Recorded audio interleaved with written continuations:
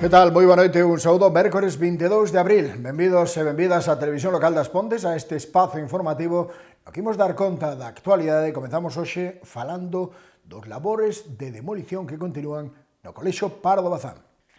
O Colexio Nebrija Pardo Bazán xa é un recordo. Baixo os entullos que podemos ver estes días na parcela ubicada na rúa que lle deu nome quedan as antigas aulas, a sala dos mestres, os patios de xogo, o ximnasio, a aula vermella ou os laboratorios que nestas últimas semanas foron pasto da maquinaria pesada. De feito, o pasado xoves, os grandes guindastres acometían unha das fases máis importantes do proceso de demolición, co derrubamento da mítica torre que daba a rúa Pardo Bazán e da antiga casa do conserxe, para deixar xa unha parcela diáfana. Agora, o que fora o único centro educativo privado da vila, e que pechaba no 2010, deixa de ser un referente educativo para converterse na que será a primeira casa de acompañamento para as persoas maiores da Deputación da Coruña. Neste momento, os operarios seguen a traballar na recollida dos entullos para liberar a zona. Unhas tarefas que se van completar coa instalación dun novo peche e a limpeza da parcela para dar lugar a un novo espazo baleiro. A semade tamén se vai actuar nas rúas Calderón de la Barca e Lope de Vega, que serán sometidas a unhas melloras urbanísticas que permitirán non só mellorar a seguridade de peóns e vehículos na zona, senón tamén gañar en vida e dinamismo. Unha vez rematen estes traballos, vai ser a Deputación da Coruña a que comece coa súa labor. De feito, segundo anunciaba o Goberno Provincial o pasado mes de marzo, 36 deseños se presentaron a concurso, dos que en xuño se dará a coñecer a proposta escollida. Tal e como xa lles contábamos en informativos previos, o proxecto, que supón unha inversión próxima aos 6 millóns de euros, dará lugar á creación dun espazo con 4 unidades de convivencia independentes, con capacidade para 59 usuarios e habitacións tanto dobres como individuais, con baño accesible, cociña propia e espazos de usos múltiples como xardíns, unha horta e zonas para a realización de actividades. Un novo modelo de atención ao maior, pioneiro, e que tamén pretende abrirse o barrio, con iniciativas dirixidas a involucrar a veciñanza e que permitan a socialización dos usuarios e usuarias destas instalacións. O plan retorna. Agora mesmo hai unha serie de unidades móviles que están a circular por diferentes localidades. Unha delas vai estar aquí na nosa localidade, para evitarnos ter que desplazarnos a unhas grandes cidades se precisamos coñecer os servizos e as ofertas que ten ese plan retorna para a xente que estivo emigrada. A unidade móvil do Plan Retorna, impulsada pola Xunta de Galicia, estará o mércores da vindeira semana na nosa vila. Vai ser na Praza da Capela do Carme e prestará servizo gratuito en horario de mañá, de 9 a 2, a aquelas persoas galegas que residiron no exterior, pero que veñen de regresar a Galicia. O obxectivo é asesorar os retornados para facilitar os diferentes trámites laborais, sociais e educativos que teñen que realizar, e deste xeito facilitarlles o seu regreso a Galicia tras anos noutros países. Dende a posta en marcha destas oficinas móviles, no 2023, o abeiro da Estrategia Galicia Retorna xa se atenderon máis de 200 visitas que se complementan coa atención que tamén se ofrece nas oficinas permanentes ubicadas na Coruña, Lugo, Ourense, Vigo e Santiago. Precisamente, o obxectivo destas oficinas móviles é evitar os desplazamentos dos seus usuarios e usuarias ás grandes cidades e atender esas necesidades da poboación residente en concellos do rural e vilas máis pequenas, que grazas a este servizo contan co acompañamento de especialistas que lles axudan nos seus trámites á hora de regresar á súa terra.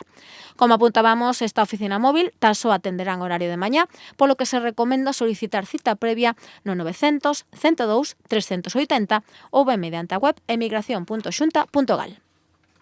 Anunciamos agora un corte de auga, vai ser esta noite e durante toda esta madrugada vai ser para unhas zonas concretas, todas fora do casco urbano.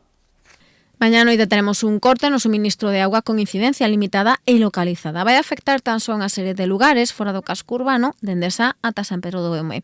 Esta suspensión do servizo de auga vai se producir dende as 10 esta noite ata as 7 da mañá e o motivo son as obras de arranxo dunha avaría na rede. Neste treito horario non haberá suministro de auga en Sá, no polígono de Penapurreira, na Vila, no Pumar, na Faeira, Bermúi, Ribadeume e San Pedro de Eume. O persoal traballará esta noite e esta madrugada para solventar as deficiencias detectadas e restablecer o servizo a maior brevidade posible. A previsión, como dicíamos, é dende as 10 da noite ás 7 da mañá, pero de rematar de antes tamén se suspendería antes ese corte. En calquera caso, débese facer a previsión para esas horas que son as anunciadas como precisas para as labores a acometer. Temos xa a cartel gañador para a carreira da Xanela. Sabedes que a carreira será a partir de final do vindeiro verán. De todos os xeitos non coñecemos a data, pero sí o cartel que vai anunciar. A Asociación A Xanela vende dar a coñecer a resolución do seu certame anual de cartéis anunciadores da Antaina Solidaria As Pontes Contigo. Neste caso, a proposta presentada por Sonia Corral Franco será que se empregue para anunciar a cuarta carreira solidaria As Pontes Contigo que precisamente organiza esta entidade. Segundo apunta o fallo do xurado, Sonia presentou unha proposta creativa que capta perfectamente os valores desta cita deportiva en prol da inclusión e que se vai desenvolver o vindeiro mes de setembro, aínda que a data está por confirmar. A gañadora recibirá un premio de 100 euros polo seu traballo tras lograr o voto da maioría dos usuarios e usuarias da Xanela e que foron os encargados de escoller a súa proposta favorita. Un xoves na Biblia diferente, o que teremos mañá, diferente porque empeza antes, diferente porque está apostando pola música desta vez xunto coa literatura e diferente porque logo teremos tamén un dobre acto, a entrega dos premios do concurso de marcapáxinas. Mañá a Biblioteca Municipal vai estar do máis concorrida e que temos dobre cita para os máis novos da casa. De feito, Xoves na Biblia adiantará o seu horario pasando das 6 ás 5 da tarde e con cambio de programación, porque estarán nas Pontes Pati Lesta e Cristian Leguiero. Estes dos artistas van presentar o seu proxecto musical As aventuras de Jaycee e Bluesy, un gato e un can que son protagonistas dunha historia de amizade e aventuras con ritmos como o jazz e o blues como banda sonora. Dous estilos musicais pouco coñecidos entre os máis novos e que deste xeito van chegar ao público máis pequeno. Un espectáculo divertido e moi interactivo no que a participación do público vai ser esencial como colofón desta historia, xa que serán os pequenos asistentes os que integren unha orquesta de jazz ao final do espectáculo. E o seu remate, contra das 6, chegará o momento de coñecer o nome dos gañadores e gañadoras da cuarta edición do concurso de marcapáxinas da Biblioteca. A responsable destas dependencias, Anabel Alonso, xunto co Dite Cultural na Tenreiro, farán entrega aos artistas gañadores de cada categoría dos fantásticos premios deste ano e tamén presentarán a exposición con todas as obras presentadas a concurso. Volve tamén ao Cineforum, e desta vez ven con O Guardián Invisible, unha película, un libro. De iso falaremos no Cineforum, porque temos as dúas versións. A gran mestra do suspense Dolores Redondo vai ser a protagonista da terceira xornada do ciclo de Cineforum impulsado pola Biblioteca Municipal.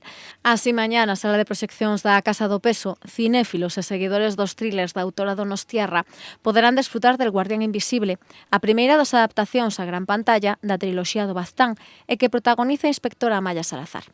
O filme, que se estreaba no 2017, conta con Marta Tura, Elvira Mínguez e Icía Araizpiuro nos papéis principais desta historia que ten como escenario o río Baztán e as súas fragas nas terras de Navarra, e onde aparece o corpo dun adolescente, pero cunha posta en estea propia das crenzas e da bruxería. Lo mejor que ha podido enviar la policía foral, estamos apañados. Tía, bienvenida a casa, cariño. No tengas miedo de la más pequeña zorra. Hoy no te voy a comer. You have to rise above your circumstances, Amaya. What do you sense about the killer? What does your gut tell you? ¿Por qué lo hace? No le gusta que crezcan, que se corrompan, que se ensucien. ¿Quién te ha dado esa nuez? Estaba en el abrigo de la niña. Tenía los bolsillos llenos. Las nueces simbolizan el poder de las brujas, Amaya. You need your brains, but you need your intuition too. Tras desta proxección, que arrincará ás 8:30 e que será entrada libre, arrincará unha sesión de debate entre os presentes.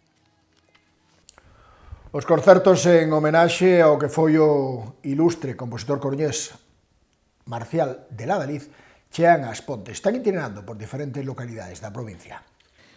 Tras dúas intensas semanas con diferentes concertos de fin de grau, o Conservatorio de Música das Pontes acollerá o luns da vindeira semana un dos recitais do ciclo Marcial de Ladaliz, piano a 4 mans, impulsado pola Deputación da Coruña en conmemoración do bicentenario do compositor. Vai ser da man do dúo pianistas Escaramouche, integrado polos catedráticos Javier Ares e Jorge Briones, e que o luns a 7 da tarde repasarán diferentes pezas do compositor coruñés. Adantino, minueto e trío, a marcha fúnebre Opus 3 e dúas sonatas completas para piano a 4 mans, xunto con 3 marchas, integrarán o programa de actuación en a que se combinan obras de carácter íntimo e expresivo con outras de maior brillantez e desenvolvemento formal, dando conta da ampla variopinta obra de Marcial de Ladaliz. O recital que teremos nas Pontes forma parte dun ciclo que pasará por diferentes concellos da provincia ata finais de xuño e que xa tivo parada en Ferrol. Tamén vai pasar por Betanzos, Vimianzo e Ortigueira. O concerto será de entrada gratuita ata completar aforo. A Deputación da Coruña segue sumando axudas a entidades deportivas, logo das que onte contábamos súmanse máis entidades daqui, das Pontes. A Deputación da Coruña vén de publicar a resolución dun novo programa de axudas a clubes deportivos da provincia para asumir os gastos da súa participación en competicións federadas. E do que tamén se van beneficiar dous clubes locais, como son o Esteo de Fútbol Sala e o Clube Ciclista As Pontes. Estas dúas entidades vanse sumar ao Lago Sport, o Patín As Pontes, o Clube de Hóckey ou o Terras do Eume, e que tamén hai os días resultaban beneficiados dun programa semellante impulsado polo Goberno provincial. Nesta segunda convocatoria, o Esteo fíxose cunha chega de 10.511 euros, que servirán para sufragar a súa participación na segunda División Nacional de Fútbol Sala, mentres que o Clube Ciclista As Pontes contará con 3.556 euros para asumir os gastos de participación en diferentes competicións federadas. Estas dúas axudas forman parte dunha convocatoria a que se destinaron case 1,2 millóns de euros a repartir entre 145 clubes da provincia, con achegas que oscilaron entre os 2.300 para entidades como o Clube Hércules de Hóckey e Herba e os 55.000 euros cos que vai contar o Liceo de Hóckey e Patins.